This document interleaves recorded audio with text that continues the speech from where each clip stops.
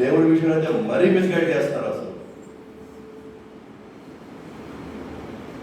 తెలియకపోతే తెలియదని చెప్పాలంటే దేవుడు అంటే ఊపిరి, దేవుడు అంటే శక్తి, దేవుడు అంటే ప్రకృతి. ఎవరు చెప్పారు ఈ నిర్వచనాలన్నీ?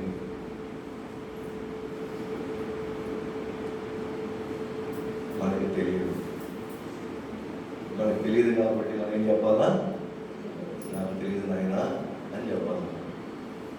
కానీ ఎందుకో దేవుడి విషయం మాత్రమే అందరికి ఏదో ఒకటి తెలుసు, ఏదో ఒకటి చెప్పేస్తాం. మిగతా విషయాలు ఖచ్చితంగా నాకు తెలియదు అని చెప్పేస్తాం.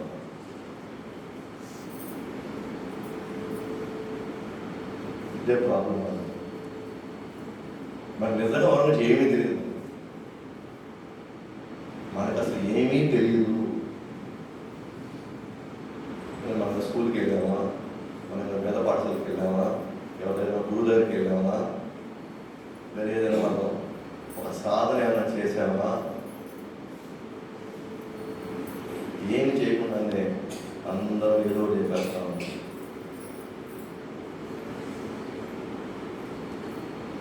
సో దీనివల్ల ఏమవుతుంది అంటే చాలా ప్రాబ్లంలోకి వెళ్ళిపోతుంది. అందుకే నెక్స్ట్ జనరేషన్కి నాకు దేవుడే వద్దురా స్వామి, నాకు నెక్స్ట్ జనరేషన్ మాకు వద్దు, మాకు ఈ భక్తి పడలేదు, మాకు ఈ దేవుడు పడలేదు, మాకేం పడలేదు, మమ్మల్ని వదిలిపడేసేయండి, మా జీవితంలో మేము జీవించేస్తాం అంటున్నాము. కానీ చాలా బలమైన నిర్వచనం ఉంది, బలమైన విధానం ఉంది, బలమైన మార్గం ఉంది. అంతిమంగా అద్భుతమైన ప్రయోజనం పొందగలుగుతాం. ఈ భారతదేశం ఎస్పెషల్ సనాతన ధర్మంలో కొన్ని వేల కోట్ల సంవత్సరాల నుంచి కొన్ని లక్షల కోట్ల మంది అద్భుతమైనటువంటి అత్యున్నటువంటి ఆనందాన్ని పొందేవాళ్ళు ఇదే విధానంలో. కానీ కాలక్రమంలో సంభవం అంతా గందరగోళం అయిపోయింది. అప్పుడు ముస్లిం రాజుల యొక్క దాడులు, బ్రిటిషుల యొక్క పరిపాలన అంతా అస్తవ్యస్తమైపోయింది. అందుకే తెలియకుండానే చాలా మంది ఏమంటారంటే భగవంతుడు అంటే వెలుగు, భగవంతుడు అంటే ప్రకృతి, నేనే భగవంతుడు, నువ్వే భగవంతుడు, వాళ్ళందరూ భగవంతులే. మనకి ఏది తోచితే, మనకి ఏది అనిపిస్తే, లేదు మనకి ఎవరు ఏది చెప్పుకుంటే అది మనం చెప్పుకుంటాం. ఎప్పుడు కూడా మన స్టాండర్డ్తో మనం చెక్ చేసుకోవాలి. ఇదంతా కరెక్టే, కానీ భగవద్గీత ఏం చెప్తుంది? ఇప్పుడు మనం చెక్ చేసుకున్నాం. ఈ విషయం మీద రామాచార్య ఏమంటున్నారు, ఈ విషయం మీద ఆదిశంకరాచార్య ఏం మాట్లాడుతున్నారు? మనం ఎవ్వరూ స్టాండర్డ్తో ఎప్పుడు చెక్ చేసుకోవాలి. చిన్న టాపిక్, ఏదైతే భగవంతుడితో మనకున్న సంబంధం ఎంత క్లారిటీగా ఉంటుందో ఇక్కడ అంత పీస్ఫుల్గా ఉంటుందో, ఆ క్లారిటీ లేకపోతే ఇక్కడ మన మనశ్శాంతిగా ఉండలేదు. భగవంతు నిర్వచనం లేకపోతే ఎలా ఉంటుందంటే ఎవరు వాళ్ళు ఊహించేసుకుంటూ ఉంటారు తెలుసుకోకపోతే. ఇప్పుడు ఈయన పెద్ద ఆయనేమో అమ్మవారిని తెలుసుకున్నాడు అనమాట. మా మా అంటే తల్లి అని, ఓ తల్లి అని.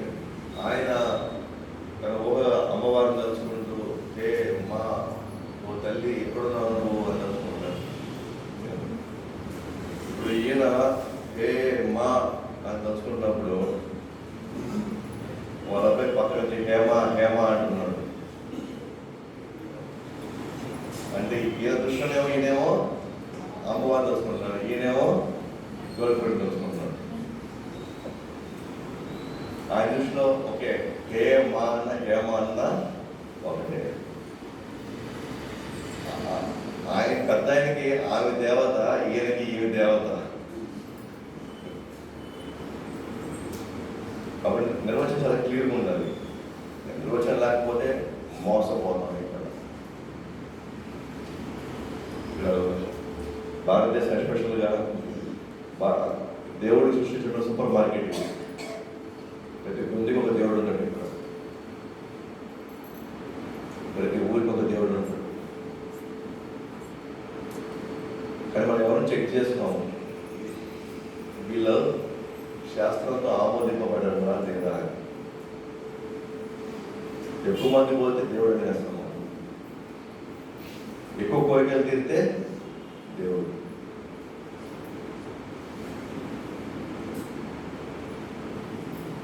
ఇంకోటి కూడా భయం అనమాట. మేము చేయకపోతే మళ్ళీ ఏమంటే మళ్ళీ ఎందుకు వచ్చిన వాళ్ళు మనకి చేయలేకపోయా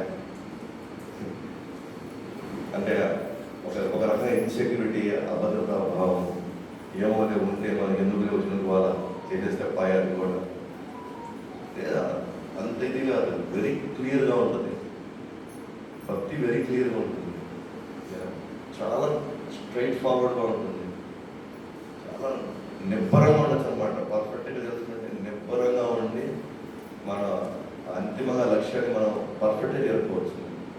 కన్ఫ్యూజన్ లేదు ఇక్కడ, భక్తిలో కన్ఫ్యూజన్ లేదు, శాస్త్రంలో కన్ఫ్యూజన్ లేదు. మనం ఎవరితో నేర్చుకుంటున్నాం వాళ్ళు కన్ఫ్యూజన్ క్రియేట్ చేస్తున్నారు.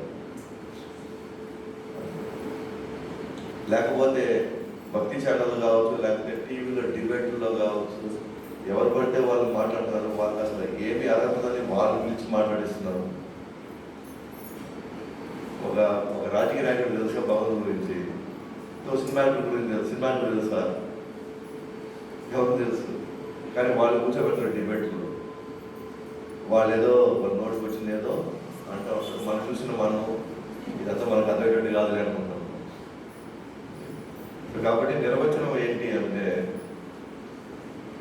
ఎవరైతే సమస్తానికి మూలమో, మొత్తానికి మూలమో, పరమ మూలం, సుప్రీం సోర్స్, ఎవరైతే సుప్రీం సోర్సో, ఎవరి నుంచి మొత్తం వచ్చిందో ఆయన యజమాని వాడు, ఆయనే పరమ యజమాని. ఎవరైతే యజమానో అనుభవించడం కూడా ఆయనే కదా, యజమాని అయితే అనుభవిస్తాడు. అలాగే ఆయనే నియామకర్త కూడా ఆయనే ఉంటాడు.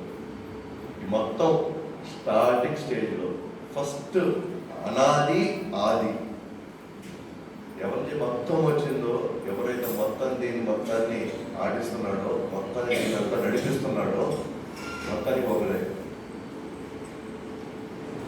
ఎవరు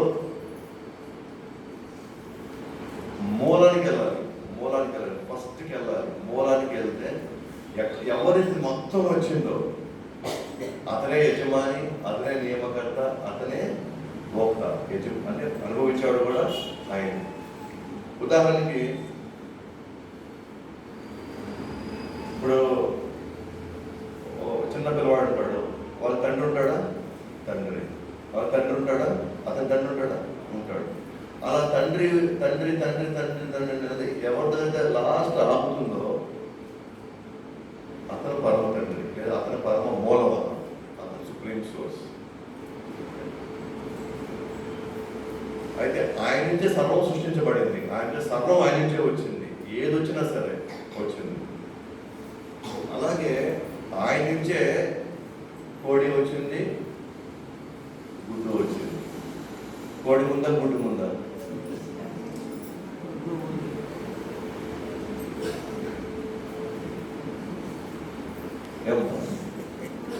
కోడే ముందు, గుడ్డు లేకపోతే కోడి ఎక్కడ వచ్చింది? దీనికి సమాధానం ఒకటే, భగవంతుడు ఒకేసారి రెండు సృష్టించలేడా? రెండు ఏకకాలంలో కోడిని సృష్టించాడు, ఎందుకంటే మూలం ఆయన. అందుకే కృష్ణుడు మనకి పర్ఫెక్ట్గా 18వ శ్లోకంలో చెప్పాడు, అహం సర్వస్య ప్రభవో మత్త సర్వం ప్రవర్తతే ఇది మత్వా భజతే మాం గుడాభావ సమాన్విత. అహం సర్వస్య ప్రభవో, అహం నా నుంచే సర్వము. 10.8లో మత్త సర్వం ప్రవర్తతే, ఏదైనా సరే మీరు ఒక దాని నుంచి వచ్చినా సరే అది నా నుంచే వచ్చినది. మీరు ఇంకో దాని నుంచి వచ్చింది అనుకుంటారు కదా, అది ఏదైతే మీరు ఇంకో దాని నుంచి వచ్చినా అది కూడా నా నుంచే వచ్చింది. ఏమది? మొత్తం స్థావర జంగాలు కావచ్చు, పురుగులు, పక్షులు, ఆకాశం, నీరు, నిప్పు, గాలి, మీరు ఏది తీసుకున్నా సరే అహం అంటే అర్థమైంది నేను, నా నుండే ఈ సర్వం వచ్చింది. ఇది మత్వ, ఇది ఎవరైతే తెలుసుకుంటారో, నా నుంచే సర్వం వచ్చిందని ఎవరైతే పూర్తి స్థాయిలో అది నమ్ముతారో, ఇది మత్వ భజంతేమా, వాడు నన్ను ఎప్పుడు నన్నే తన మనసులో పెట్టుకొని ఎప్పుడు ఆరాధిస్తుంటాడు. బుధా భావం, అతని బుధ అంటే తెలివైన వాడు. అతను నా గురించి ఆలోచిస్తూ నన్నే భజిస్తూ నన్ను ఇక్కడి నుంచి కష్టంగా బయటపెట్టుకున్నాడు. నేనే మూలమంటున్నాను. అహం సర్వస్య ప్రభు, అహం సర్వస్య, నా నుంచే సర్వం. అలాగే 14వ శ్లోకం 14 శ్లోకంలో సర్వయోనిషు కౌంతేయ మూర్తయా సంభవంతియ తాసాం బ్రహ్మ మహద్యోనిర్ అహం బీజ ప్రదాపిత. ఇక్కడ ఏవైతే పుట్టాయో సర్వయోనిషు కౌంతేయ, ఏవైతే అన్ని పుట్టాయో మూర్తయా సంభవంతియ, వేటి వేటి ఆకారాన్ని మీరు చూస్తున్నారో, ఓకేనా, తాసాం బ్రహ్మ మహద్యోనిర్, ఓకేనా, వివిధ జంతువుల నుంచి వివిధ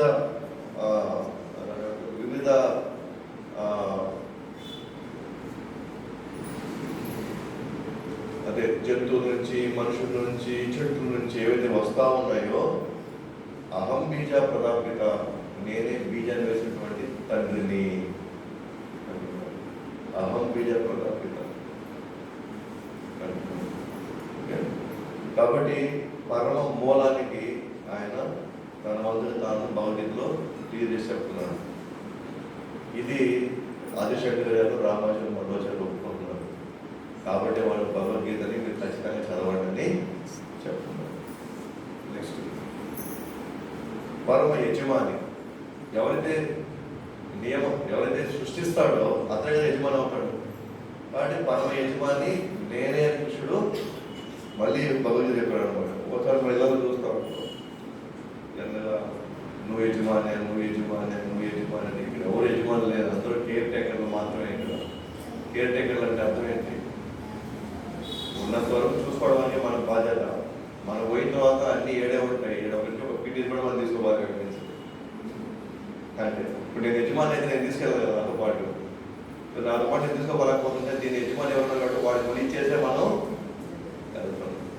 సో కృష్ణుడు అంటున్నాడు 9వ శ్లోకంలో, అహం హి సర్వ యజ్ఞానాం భోక్తా చ ప్రభురేవ చ నతు మామభిజానామి తత్వేన తత్వదంతితే. ప్రభువుని నేనేను, ప్రభురేవ చ, భోక్తని అనుభవించేవాడిని నేనే. ఇది తెలియని వాళ్ళు నాతో సరైనటువంటి సంబంధం పెట్టుకోలేకపోతున్నారు. అహం సర్వ యజ్ఞానం, అన్నిటికీ యజ్ఞాలు వచ్చే ఫలాన్ని ఫస్ట్ అనుభవించేవాడిని నేనే. ఎందుకంటే నేను ప్రభువుని కాబట్టి, నేను యజమాని కాబట్టి.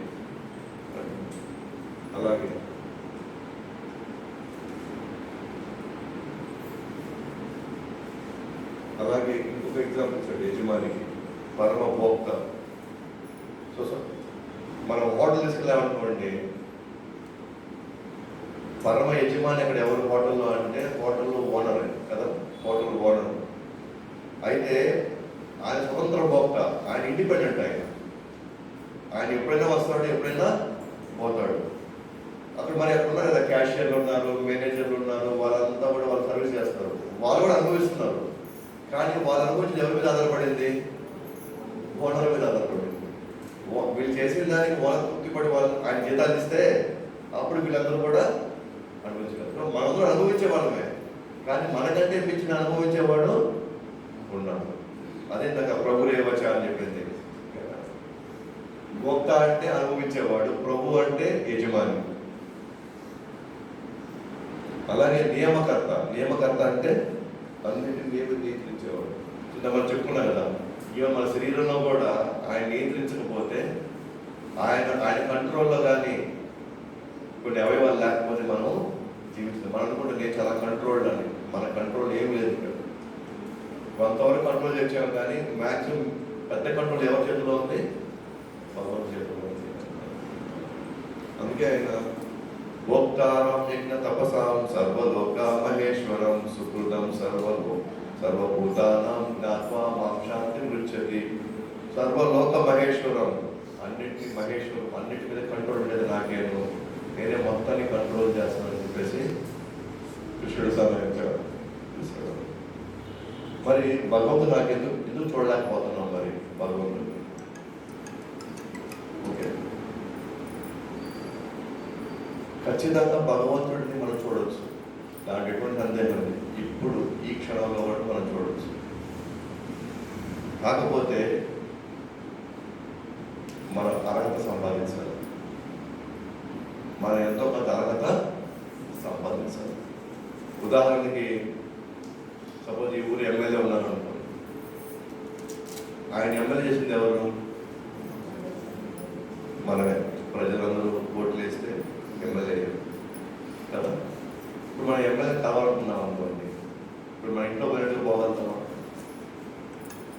ఇప్పుడు నేను ఎమ్మెల్యే పలానా సమస్య వచ్చింది, ఇంకోటి ఏదో వచ్చింది, నేను ఎమ్మెల్యే కావాలనుకుంటున్నాను, నేను ఎమ్మెల్యే కావాలంటే నాకు ఏం దారులు ఉన్నాయి ఇక్కడ చెప్పండి. ఒకటి, వెళ్ళి వాళ్ళ సెక్రటరీతో మాట్లాడి, లేదా ఆయన తెలిసినటువంటి రాజకీయ నాయకులతో మొత్తం మాట్లాడి వెళ్ళి నేను ఆయన దగ్గరికి పోవచ్చు. లేదా నేను ఈ గుడి నియోజకవర్గానికి ఏదో గొప్ప సేవలు చేసి ఉండాలి, నేను ఆ గొప్ప సేవ చేయడం వల్ల నన్ను గుర్తించి అతను నన్ను రమ్మని చెప్పాలి. అయితే నాకు ఒకదారేమో ఆయన యొక్క ఆఫీసర్ల ద్వారానో ఆయన యొక్క బంధువుల ద్వారానో వెళ్ళడం, రెండోది మనం ఏదో చేసుంటే, ఎంతో గొప్పగా చేసుంటే ఆయనే మనల్ని గుర్తించి పిలవడం. ఈ రెండు మార్గాలు ఉన్నాయి. అయితే ఈ మార్గంలో వెళ్ళామనుకోండి, ఏది బంధువులలోనో లేకపోతే ఆఫీసుల మూలంగా వెళ్ళామనుకోండి, ఆయనకి ఛాన్స్ ఉంది, ఆయన మనకు కనబడకపోవచ్చు. ఈరోజు కాదే మళ్ళీ రావచ్చు. అర్హత సంపాదించాము. ఏ రూపంలో, ఎవరి రూపంలో? ఆఫీసుల రూపంలో, ఏదో వాళ్ళ బంధువుల రూపంలో వెళ్ళి మనం చాలా సంపాదించాము, కానీ ఆయనకి చూసే మూడు లేదు.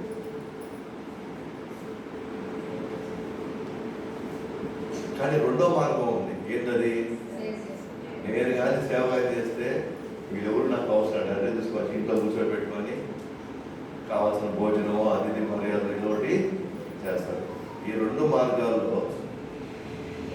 మార్గంలో మనం అర్హత సంపాదించాము. కాబట్టి ఎక్కడో ఉన్న ఒక ఎమ్మెల్యే అది పరిగెత్తించుకుని వచ్చి మనం ఆయన ముందు తీసుకొచ్చి పెట్టుకున్నాడు. అంటే మీరు ఆలోచించుకోండి, ఒక నియోజకవర్గ ఎమ్మెల్యేకి ఈజ్ అ పవర్ఫుల్ పర్సన్. ఆ పవర్ఫుల్ పర్సన్ మనం చూడాలి అని అంటే ఆయనకి నచ్చినట్టుగా మనం చాలా మంది ప్రయోజనం చేసి ఉంటే అప్పుడు మనం ఆయన ఫేస్ టు ఫేస్ చూడవచ్చు. అదేవిధంగా అఖిలాంటి కోటి బ్రహ్మాండ నాయకుడిని మనం ఫేస్ టు ఫేస్ చూడాలని ఏం చేయాలి?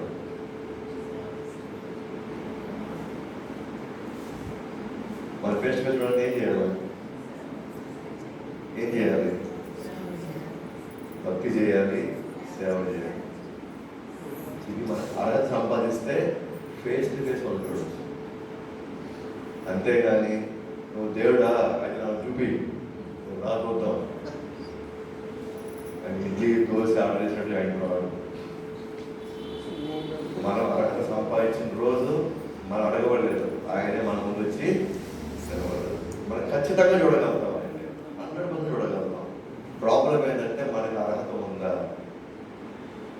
ఎందుకంటే ఈ నియోజకవర్గ సాధారణ ఒక ఎమ్మెల్యేకే అంత పవర్ఫుల్ పర్సన్ అయి ఉండి తను చూడడానికి మనకి అవకాశం లేనప్పుడు మన ఓట్లు వేసి కూడా మరి అఖిలాండ కోటి బ్రహ్మాండానికి మనం చూడాలి అని అంటే మనం ఏ అర్హత సంపాదిస్తే ఆయన మనకి ఫేస్ టు ఫేస్ ఆయన మనకి వస్తాడు, ఖచ్చితంగా చూడగలుగుతాం.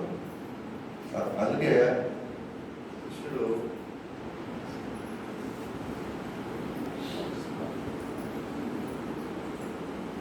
ఇప్పటికీ ఉన్నాడు, ఆయన మనకు కనబడలేదు. అంతే.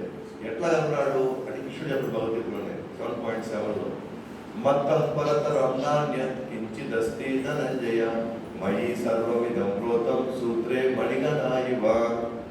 మత్తపరతరం నాన్యత్, నాకంటే మించి నీకు పరమసత్యం ఇంకోటి లేదు, నాకు మించి ఇంకెవరు, నేనే హైయెస్ట్ లెవెల్లో ఉన్నాను, నాకు మించి ఇంకెవరు లేరు. కించిత చిరంజీయ మయి సర్వమిద, నేను మొత్తం వ్యాపించి ఉన్నాను, నేను మొత్తం వ్యాపించి ఉన్నాను. ఎలా అయితే సూత్రే మణిగన ఇవ్వ, ఒక మణిహారం ఉందనుకోండి, మీరు తెలుసు కదా, ముత్యాల హారం ఉందనుకోండి. ముత్యాల హారం చూడడానికి ఎలా ఉంది? చాలా అందంగా ఉంది. ముత్యాలను బ్రహ్మాండంగా అమర్చబడి చూడగానే మనకు చాలా ఆకర్షణగా ఉంది. కానీ ఆ ముత్యాలు అంత ఆకర్షణగా అమర్చబడడానికి కారణం ఏంటి?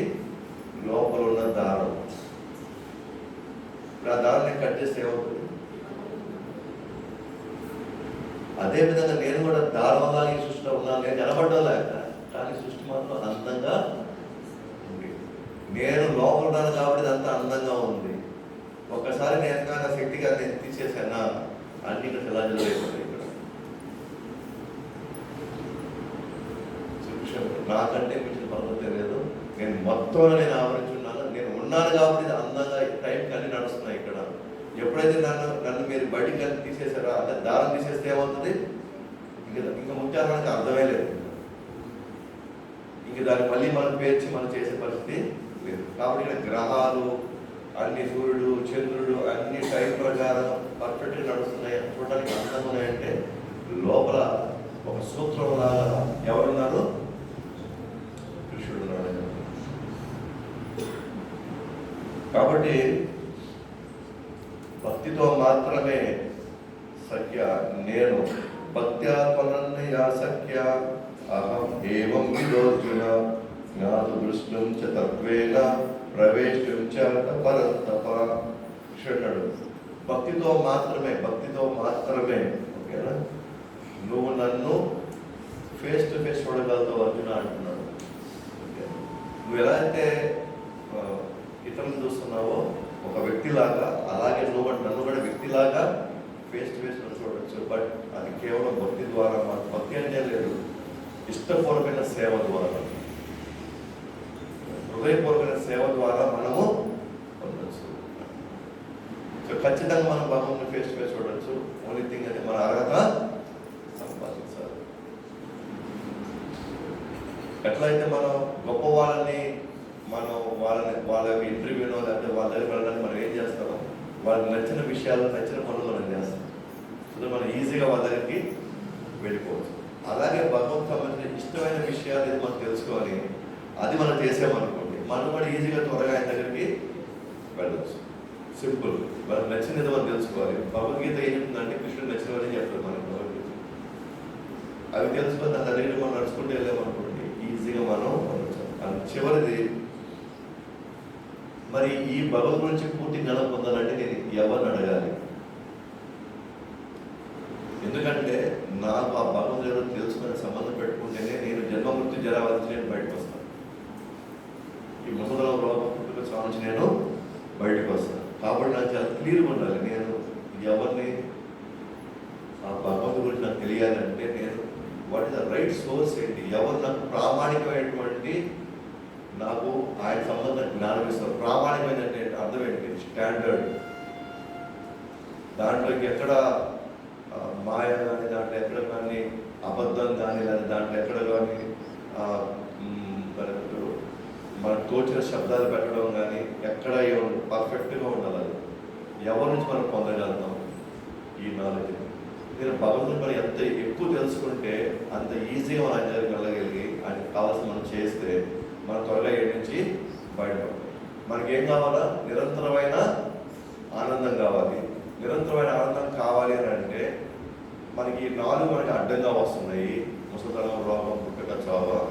ఈ 4 ఎవరు వీటిని పెట్టారు? ఇక్కడ భగవంతుడు పెట్టాడు ఈ లోకంలో. మరి దీని నుంచి నేను బయటపడాలి అంటే దీనికి సంబంధించిన వ్యక్తితో నేను ఆయన సంబంధం పెట్టుకోవాలి. అప్పుడే ఆయన వీటిని తీసే అవకాశము ఉంటుంది.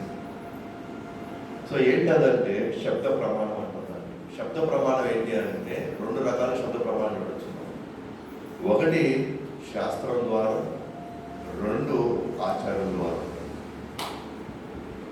శాస్త్రం ద్వారా, ఆచారం ద్వారా, వీళ్ళిద్దరి ద్వారా భగవంతుని గురించి పూర్తి జ్ఞానాన్ని మనం పొందవచ్చు.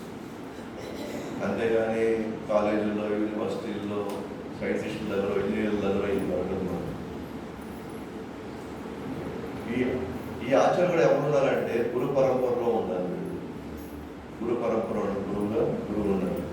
సో మొత్తానికి ఏంటి శాస్త్రాలు అంటే, ఎందుకంటే శాస్త్రం అనగానే ఇవన్నీ ఎవరు కూడా ఇవన్నీ ఈ కాలంలో కూడా ఏంటంటే ఎవరో ముసలోడు రాశాడు, ఏదో భయపెట్టడానికి ఎన్ని రాశాడు, ఏదో విలువడ, ఏదో తెలివి తక్కువగా ఏదో బతకాలు కాబట్టి దాని నుంచి బతికేస్తున్నారు. ఈ శాస్త్రాలు 5 సంవత్సరాల క్రితం ఎప్పుడో రాసినవి ఇప్పుడు కూడా పనికి వస్తాయా, మనకి నిజంగా ఇవి మనకు ఉపయోగపడతాయా? కానీ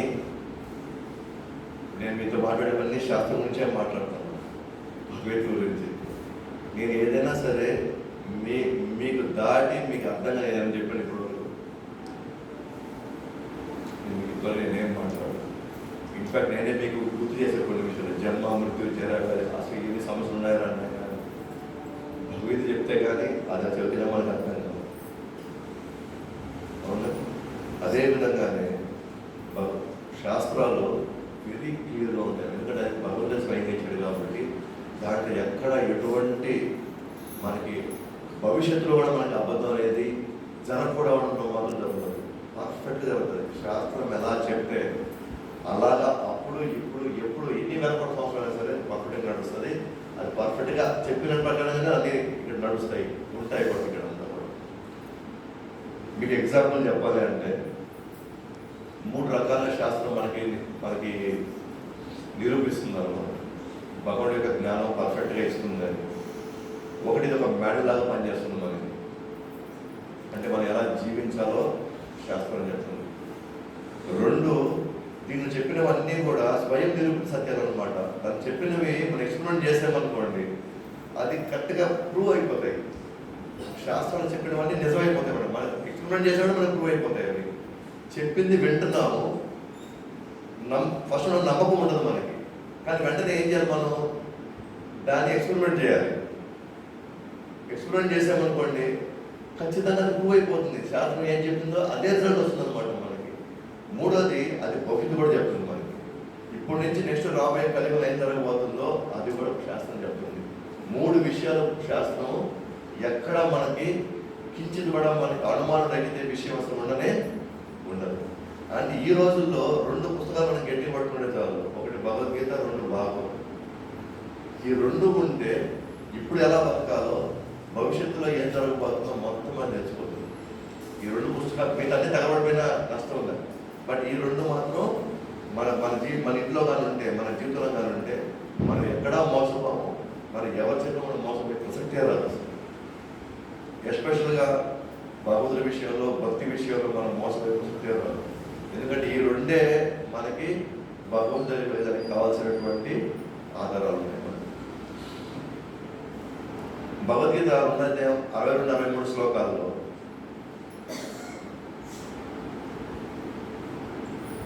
ఈ 2 శ్లోకాలు ఇది ఉందన్నమాట.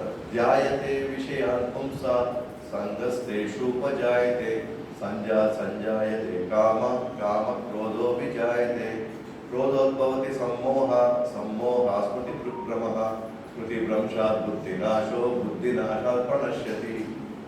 ఈ 2 శ్లోకాలు మీకు సింపుల్గా చెప్తాను. మన ఇంద్రియాలు అంటే కళ్ళు, నాలుక, చెవులు, ఏదైనా ఒక సపోజ్ కళ్ళు అనుకోండి, ఒక అందమైన వస్తువుని చూస్తుంది అనుకోండి, ఏమనిపిస్తుంది కళ్ళకి? ఏమనిపిస్తున్నాము? ఉంటే బాగుంది.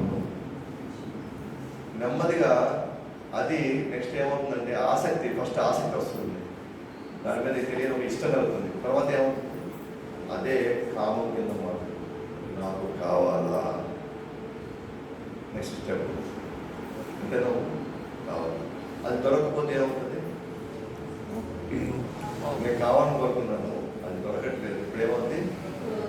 బాగుంటుంది. అదే ధ్యాయతే విషయాన్ పుంస సంగస్తేషూపజాయతే సంజాయతే కామ క్రోధో విజాయతే. ఇదే కామం ఏమవుతుంది తర్వాత? క్రోధోద్భవతి సమ్మోహ. ఇప్పుడు క్రోధం వచ్చింది, ఎడవ దొరకల, నాకు పిచ్చి పట్టిపోతుంది. సమ్మోహం. ఆ సమ్మోహంలో స్మృతి విభ్రమ, అది మంచా చెడ అవసరమా లేదా వాడిని పట్టించుకోవాలి. బుద్ధి నాశాత్మరక్షది, వాడిని చంపని నేను తీసుకోవాల్సింది. కరెక్టేనా? ఈ సీక్వెన్స్ కరెక్టేనా? ఇదే జరుగుతుందా? ఇది భగవద్గీత చెప్పే పుస్తకం, అంటే మన మాన్యువల్ అన్నమాట. మన జీవితంలో జరిగే సంఘటనలు మనకు అర్థం కానివి చూసావా, నువ్వు దేని మీద మోహం పడ్డావు, నీకు ఆసక్తి కలిగింది, ఆసక్తి నుంచి ఏ స్థాయికి వెళ్ళిపోతున్నావు నువ్వు ఒకసారి నువ్వు గమనించు. ఇప్పుడు ఇవాళ జరిగే అన్ని అనర్థాలకి, అన్ని గొడవలకి, అన్ని అసంతృప్తులకి ఇళ్లలో కావాలనుకున్నాను, నాకు ఆ వస్తువు కావాల్సిందే.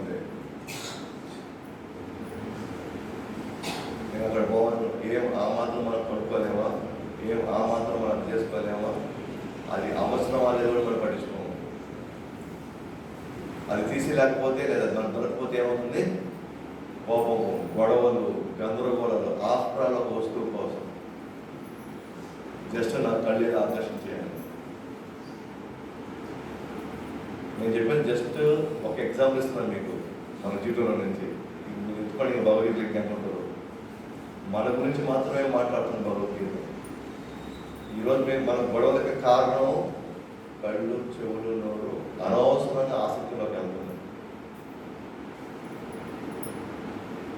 దానివల్ల మంచి మంచి జీవితాలు, మంచి మంచి కుటుంబాలు, మంచి మంచి సంబంధాలు మనకు తెగొట్టుకుంటున్నాం. అని మనమే అంటున్నాం, దేవుడు ఇదంతా చేశాడు.